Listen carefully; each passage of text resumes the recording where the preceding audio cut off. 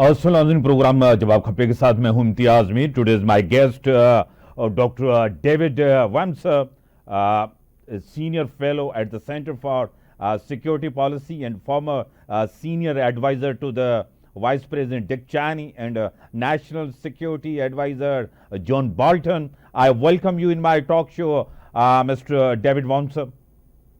Well, I'm happy to be with you. Donald Trump's return to the White House is to reshape USA foreign policy and international relations. Yeah, I think there will be quite a significant change. I mean, both in the region of the Middle East, the Sub-Indian continent, as well as toward international organizations and a repivoting toward Asia. So I think the impact will be significant. David Wurmser, what do you think? What would you say about this? Donald Trump has a promise to end the war between the Israel and Hamas. What would you say? What his policy is, and you'd have to look at his advisors to see what the real policy is behind the scene. And those are people that are familiar, people like Robert Greenway, Robert O'Brien, David Friedman, and so forth. And what you see is they want the war to end, but they want the war to end with an Israeli victory. So they're impatient with the Israeli war that isn't. They believe that the Biden administration held Israel back and stopped Israel from having decisive victory. So they will expect Israel in the next 3 months to become more aggressive and to actually strategically change the realities on the ground so that they will be able then to rely or make American power rest more on a regional alliance with, say, Saudi Arabia, the UAE, and Israel that is based on the defeat of Iran and its proxies. And that will allow the administration to have a much more stable and peaceful region. That's how they view it. So while they want the war to stop, they want Israel to win the war in a very expansive way first, and Iran to lose it. What Donald Trump's win means for Ukraine, Middle East, and Iran? I think that the incoming administration, the new administration, does not see Russia with quite the hostility that the current administration does. It does understand the stability of Europe, and as a result, I think it will still support Ukraine, but it'll be more cautious about it'll be in one way more cautious and less cautious.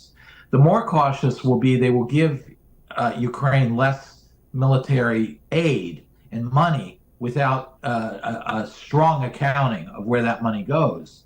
But at the same time, they may believe that Ukraine has the freedom to act more to achieve a victory. It's somewhat similar to Israel.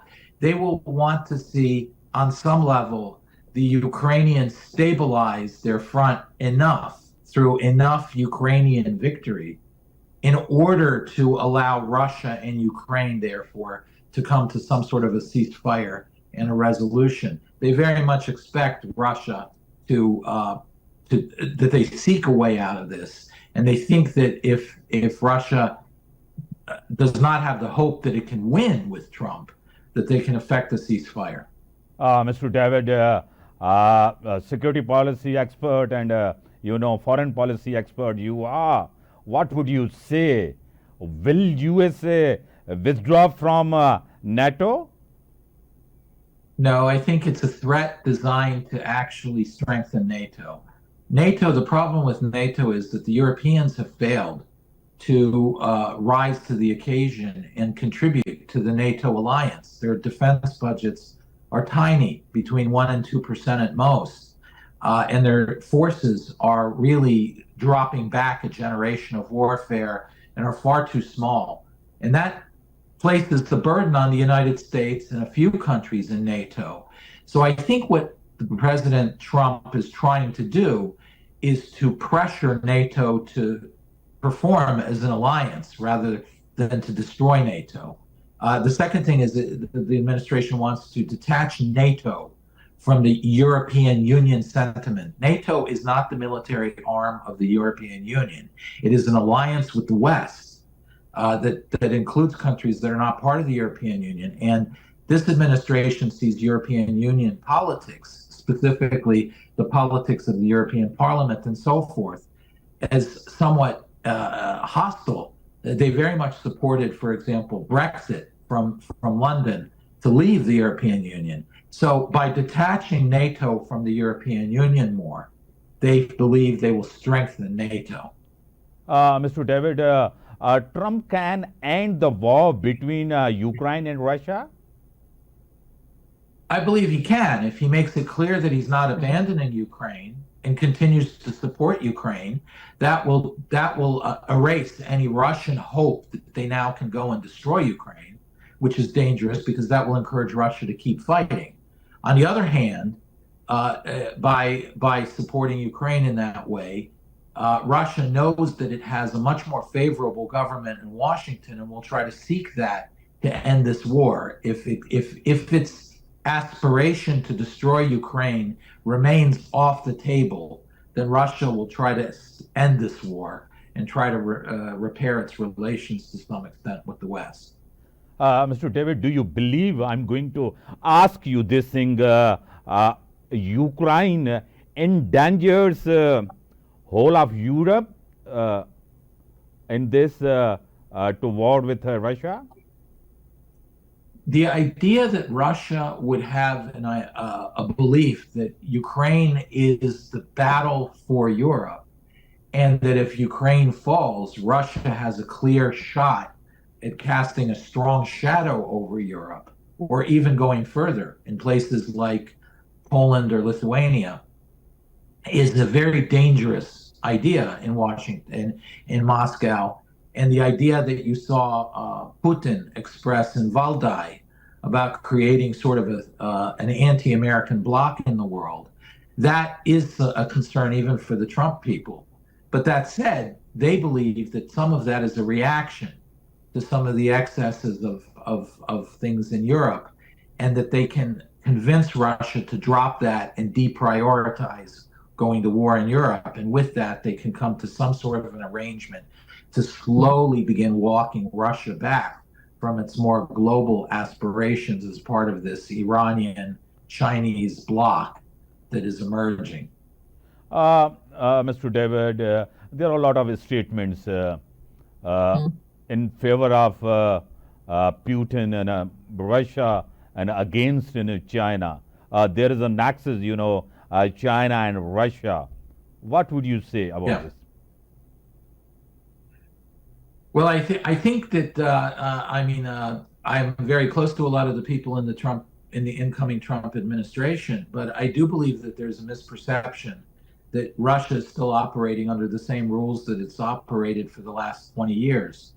I believe there's been a shift in Moscow that was expressed in Valdai in the October 5th speech 2023 by Putin, that is a more aggressive global policy that aligns Russia with China more aggressively against the West.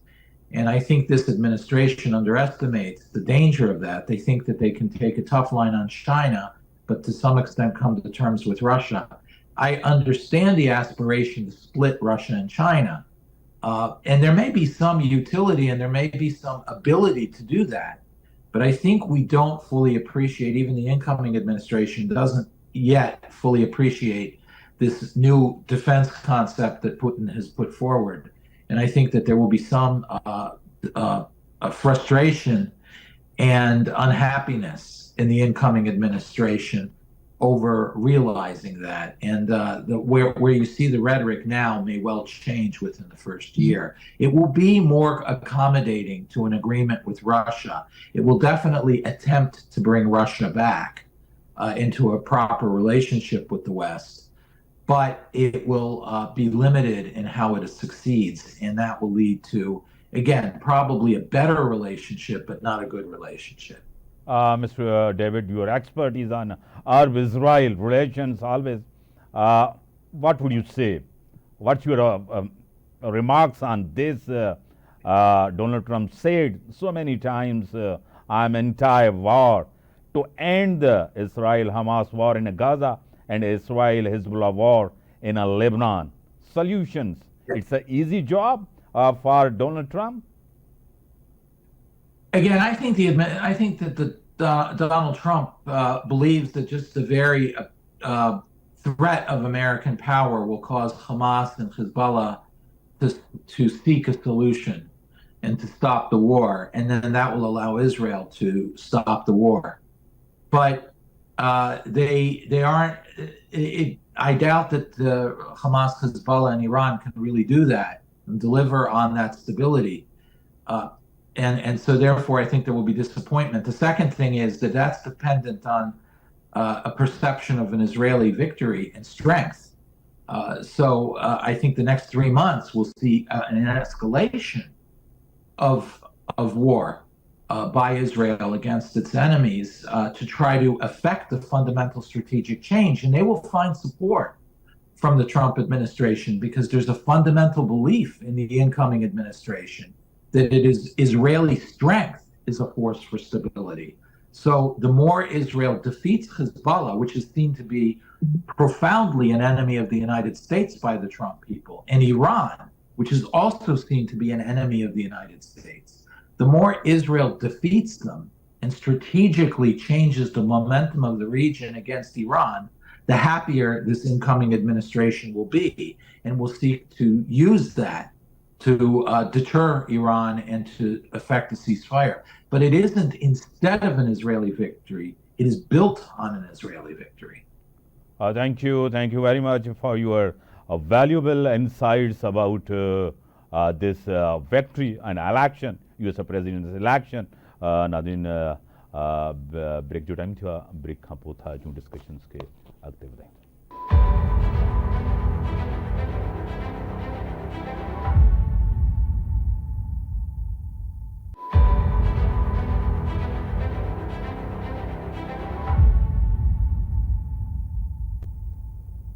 Welcome in, Nadine. I have joined Anna libkhen. She's a political analyst, academic security analyst. Join me in my talk show. Anna, I welcome you in my talk show. Thank you. Can you hear me? Yes.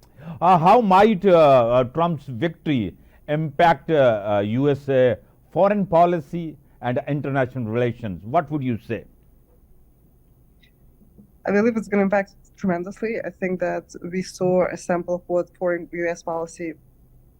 foreign policy could be during his first term, 16 to 20. And we could expect something similar. Less wars, less bloodshed, more agreements, more collaboration. He comes across as a tough, hardline president, but the outcome of that hardline politics is very positive. A few issues are very important for the Americans. Domestically, the expectations are very high in domestic policy. Under Donald Trump's second term, economy, immigrations, reproductive rights. What would you say? Correct. And once again, the same pattern repeats. We already saw a preview of what America can do under his leadership in terms of economics, in terms of reproductive rights, in terms of immigration, peaceful coexistence, prosperity, liberty and freedom for all, freedom of speech, freedom of expression, freedom of innovation. So I believe, again, the change is only towards the positive. There are a lot of concerns,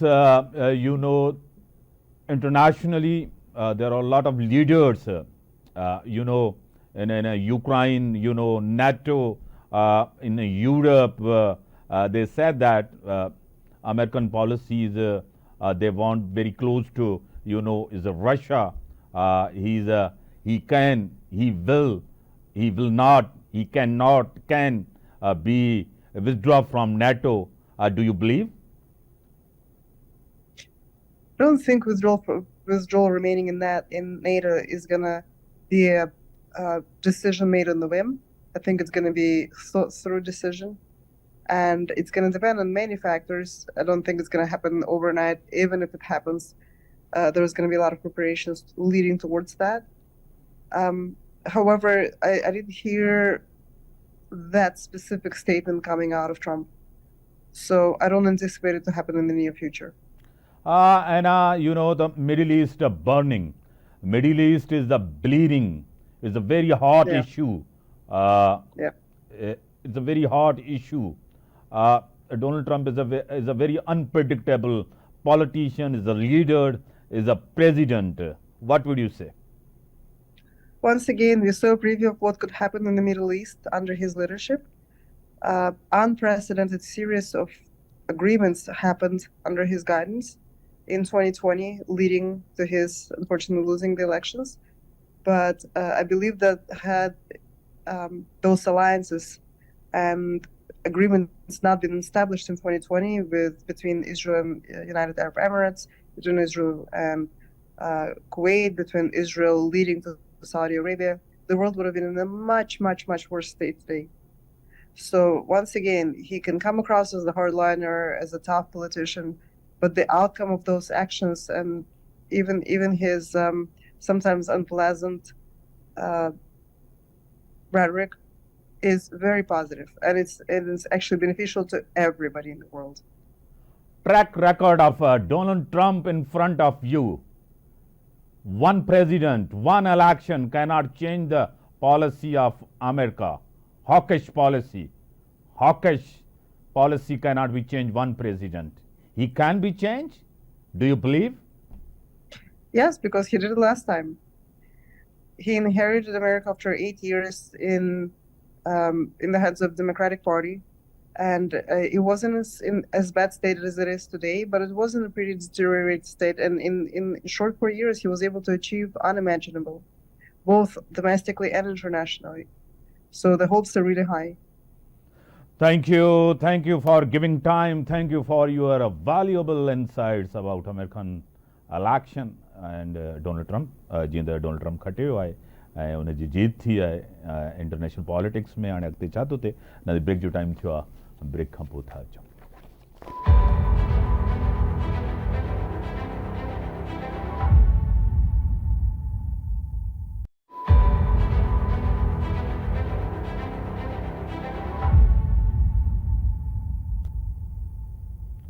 welcome नाज़रीन मुझे join किया है academic हैं तज्जिया निगार हैं चाहे मुल्की सियासत हो बैन अल-अक़वामी सियासत हो तो उसके ऊपर एक बेहतरीन तज्जिया रखते हैं एक न्यूट्रल तज्जिया रखते हैं मोहतरम जनाब ब्रिगेडियर रिटायर गजनफरी साहब मेरे साथ हैं मेरे साहब मैं आपको वेलकम करता हूं अपने शो में थैंक यू काफ़ी टाइम के बाद आप मुल्क के अंदर आए हैं और मुल्क के क्योंकि आपके साथ राब्ता भी नहीं हो पा रहा था आपका विजिट था बाहर किस तरह देखते हैं मतलब तो एक सरप्राइज विक्ट्री तो नहीं है प्रेडिक्शन तो हमारी भी यही थी जिस तरह के हालात थे और जिस तरह के वहां नैरेटिव बिल्ड किया जा रहा था क्या कहेंगे कि डोनाल्ड ट्रंप पहले भी आ चुके हैं दूसरी दफा आए हैं क्या कहेंगे आपका तज्जिया क्या है ब्रिगेडियर साहब हेलो जी ब्रिगेडियर साहब क्या कहेंगे डोनाल्ड ट्रंप के आने से हेलो जी आवाज आ रही है ब्रिगेडियर साहब आपकी आवाज कट रही थी बड़ी अब ठीक आई है अभी आई है हाँ सर ब्रिगेडियर साहब क्या कहेंगे डोनाल्ड ट्रंप साहब दूसरी मर्तबा यानी कि बीच में एक दफा शिकस्त हुई दूसरी दफा इससे पहले एक सदी के बाद ये पहले प्रेसिडेंट है जो इस तरह आए हैं जीत के असल में आप अगर आपकी कैंपेन जो फॉलो की थी और जो रिजल्ट प्री पोल कैंपेन के रिजल्ट आ रहे थे तो उसमें पाकिस्तान से बाहर भी लोग जो थे क्योंकि मैं पाकिस्तान में उस वक्त नहीं था सही तो वहां पे जनरल कंक्लूजन लोगों का ये होता था कि जो ट्रम्प जो है वो जीत जाएगा और इसलिए कि जो डेमोक्रेट की हुकूमत रही और खासतौर पर कमला हैरिस को अगर आप देखें तो उसके अंदर जो बाइडेन की हुकूमत का जो मिस डूइंग थी मिस एडवेंचर्स थे जो उनकी परफॉर्मेंस थी वो लोगों को पसंद नहीं आई वो लोग उससे सेटिस्फाइड नहीं थे और बहुत सारे न सिर्फ मुसलमान तो आप छोड़े बहुत सारे वेस्टर्न बहुत सारे अमेरिकन ऐसे हैं जो बाइडन की वॉर पॉलिसी से सेटिस्फाइड नहीं थे, जो यूक्रेन के अंदर हो रहा है या जो कुछ गाजा के अंदर हो रहा है। और आपने इसका रिजल्ट देखा कि बेताशा यूनिवर्सिटी कैंपसेस हैं, यंग लोग हैं जिन्होंने गाजा में इजरायली जेनोसाइड के खिलाफ आवाज उठाई। लेकिन जो बाइडन की हुकूमत है वो कॉन्स्टेंटली गाजा की जो लड़ाई थी उसको पंप करती रही, उसके अंदर पैसे डालती रही, 82 बिलियन के हथियार भेजती रही। तो वो लोगों को पसंद नहीं था, लोग उसको अप्रिशिएट नहीं कर रहे थे। और उसके साथ साथ फिर बाकी चीजों में जो परफॉर्मेंस थी वो भी कोई अमेरिकन के मुताबिक, अमेरिकन की अपनी जिंदगी, अपनी लाइफ, अपने सिस्टम के मुताबिक कोई अप्रिशिएबल नहीं रही।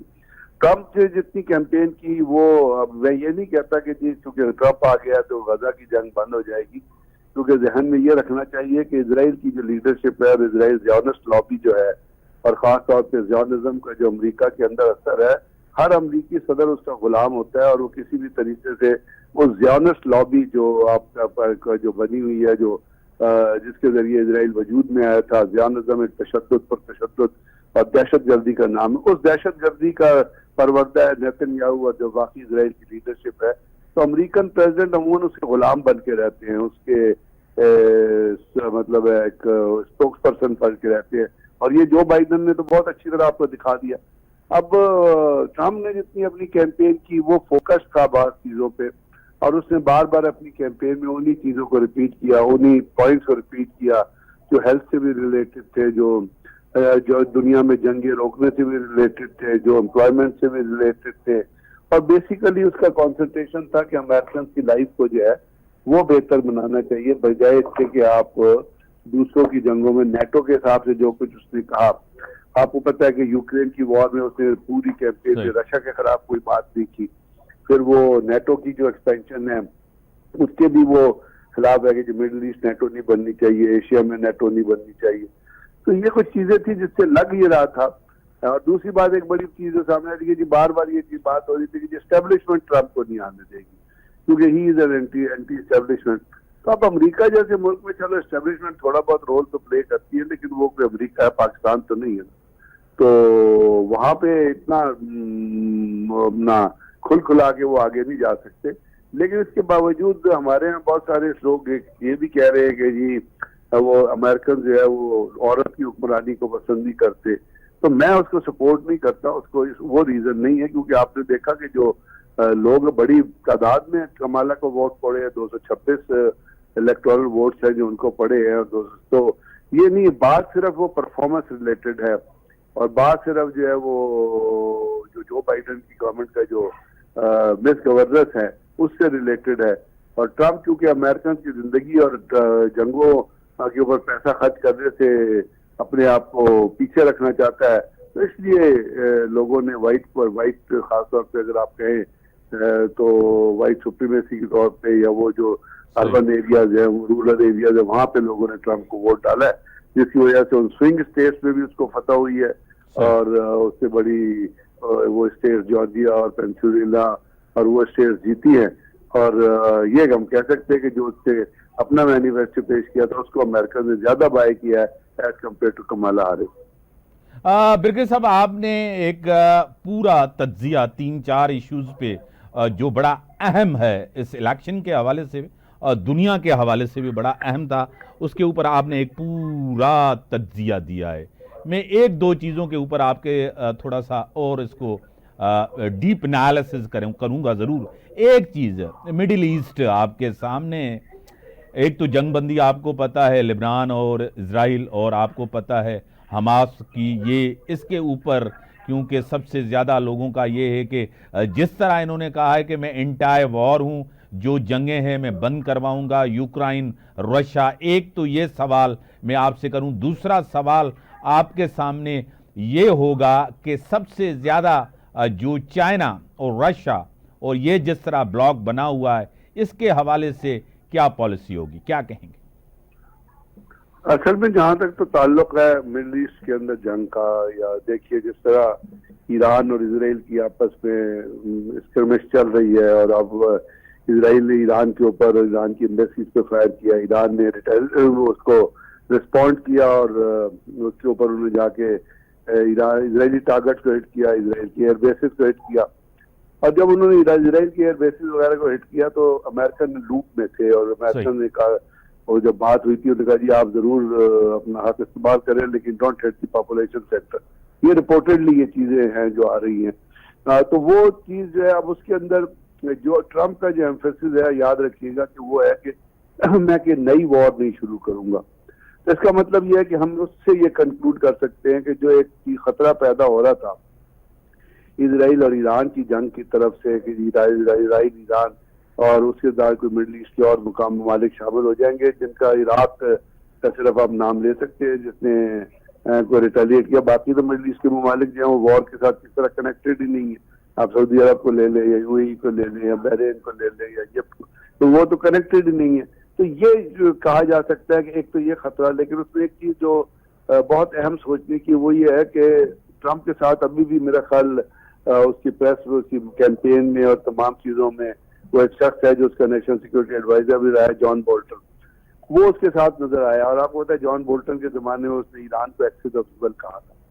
तो यहाँ आके एक सवालिया निशान लगता है कि ईरान के साथ, ईरान जिसने अपनी डिटर्मिनेशन का और अपनी स्टेडफास्टनेस का मुजाहरा किया है, एक तो वो चीज है वो वहाँ क्या होता है। दूसरा ईरान के अंदर जिस वक्त लीडरशिप है रईस तरीके से अपना रईसानी के साथ जान के रईसी साहब के जाने के बाद जो प्रेसिडेंशियल इलेक्शन हुए थे, उधर मसूद अशकियान हैं जो अभी प्रेसिडेंट हैं, और वो मॉडरेट किस्म के आदमी हैं। उन्होंने ये इंडिया भी दिया है कि वो किसी पीस डील में या इस चीज में अमन के अंदर एंटर होना चाहते हैं। तो अब ये आने वाले दिनों में लगता ही है मुझे कि ईरान इजराइल की जंग का जो खतरा था वो दूसरा यूक्रेन के ऊपर, तो मैंने आपको कहा कि ट्रम्प बड़ा क्लियर है, क्लियरली उसने अगर वो यूक्रेन की जंग को सपोर्ट कर रहा होता तो वो अभी तक रशिया के खिलाफ अपनी कैंपेन में बोल्ड अपना पुतिन के खिलाफ कोई बयान दे चुका होता।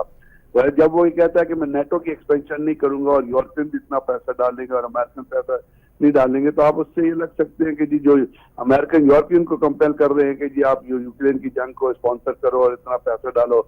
इवन पाकिस्तान को कंपेल किया गया था अमेरिकन की तरफ से कि आप यूक्रेन में हथियार भेजो, और पाकिस्तान ने यूक्रेन में हथियार भेजे, आपने आर्टिलरी पीसेस वहां पर डिलीवर किए थे।